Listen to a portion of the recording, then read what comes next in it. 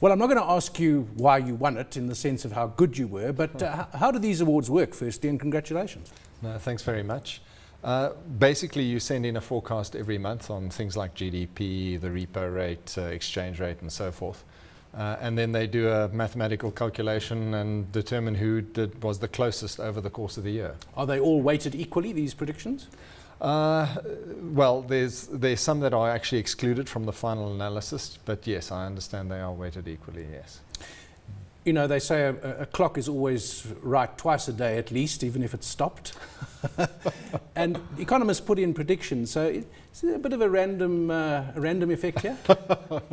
Well, probably yes, and we actually had a very nice talk by the Director General of Finance, where he was saying what a difficult year it was, and how many things, changed during the course of the year. So in some sense, I guess one had to be either quick-footed or lucky. Except, as you say, it's across a range of things, so you must be getting something right. Were there particular predictions which you got spot on and were particularly pleased about? Yeah, I think I also won an award for the best repo rate forecast for the year. So I think on the interest rate side, we were very much of the school, basically that they'd keep interest rates unchanged. And that probably helped in me winning the prize. Yes. Of course, economists who are employed by banks and big financial institutions are under pressure, because sometimes I would imagine you go into the board and you give your prediction and they say, no. We need more growth in our business this year. That can't be right. Do you get that kind of thing, although perhaps not stated as bluntly? No, absolutely. I mean, within the bank, obviously, economic forecasts are absolutely vital to the business. So, fortunately, I have there's a committee called the House View Subcommittee, and I take it to them.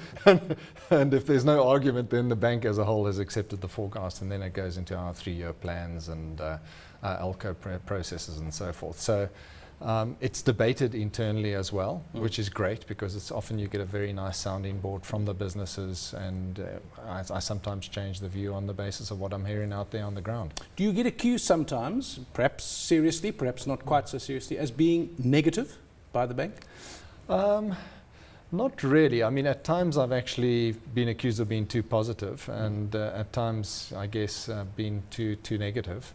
But not so much. Obviously, when you go out and speak in the broader community, the accusations might be one way or the other. It was for 2011, I presume, the calendar year. Correct, yes. So broadly, what kind of picture did you see for the economy? If we put all your indicators together, what did you predict? And presumably it came pretty close to what happened. The year started off on a fairly optimistic note, and most forecasts, I think, on the GDP side were around about 4% at the outset. But very quickly we saw some deterioration coming through, obviously after the Japanese tsunami and so forth. And we changed our forecasts rapidly down as we hit the middle part of the year, which in retrospect was the right thing to do, because we had 1 or 2 quarters of actually 1% very, very flat growth. So the overall picture changed during the course of the year, and it was a question of actually adapting to the changes that were happening principally in the global environment. And then on the interest rate side, what's been interesting over the last 2-3 years is, of course, we've had these big structural changes going on, and one has had to actually colour one's cyclical forecast by what is happening on the structural side, which is always very difficult, because most economist models are very much cyclically based, econometrically based, and you have to actually then add some judgment to it. Of course, the danger of, because the graph went that way last year, it's going to repeat the same pattern this year. That's the problem. That's why they employ people like you to say, no, it's not. That's where the grey hair comes into some help as well, yes. What was your view of the macro management of the economy and the environment that business has to operate in, and did that come to pass? Yes, look, I mean, the macro environment, obviously on the monetary policy side, my assessment there is that the Reserve Bank's been doing a very good job in very difficult circumstances. Obviously, inflation tending higher now, but at the same time, they've got to be very sensitive about what's happening and the vulnerability to the global as well as the domestic economy. So my assessment there is, I think, a great job being done. On the fiscal policy side, I think Treasury is doing a great job. Maybe the one Achilles heel has been the wage bill, where we've actually seen above very significant real wage increases coming through, and that wage bill going up very significantly, which isn't necessarily Treasury's fault, Well, in fact, Treasury and the Finance Minister and Trevor Manuel before him. Trevor Manuel warned about the wage bill, he warned about the social grants, because once you give them, you can't take them away. It's not like building a dam and then you don't have to spend that money again.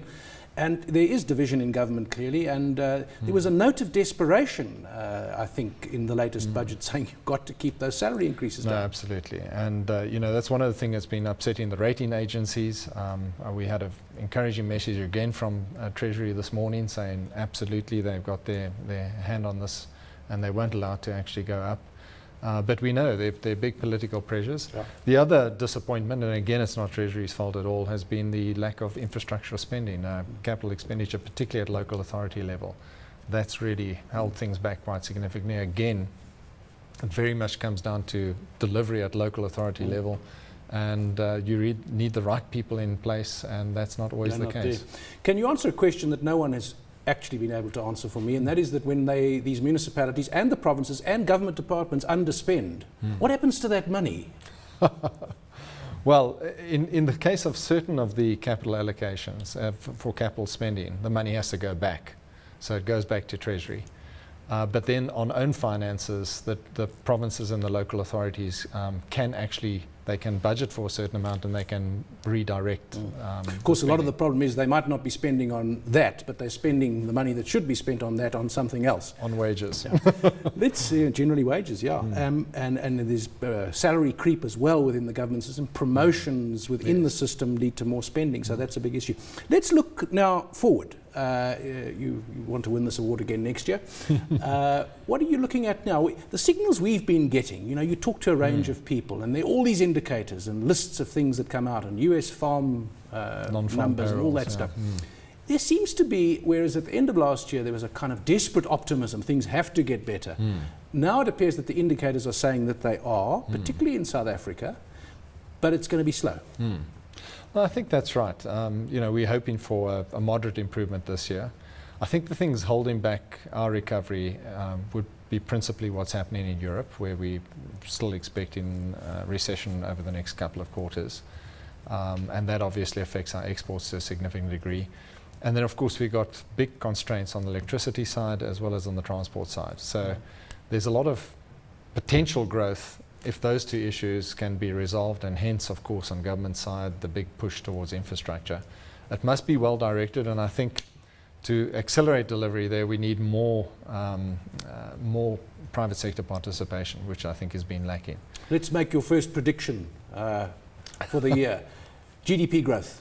GDP, we're saying 2.7, which is at the lower end now because quite a few people have revised up, but I think, unfortunately, some of those constraining factors will come back to play during the course of this year. And the last one, I'm not going to go right through them all, the Rand.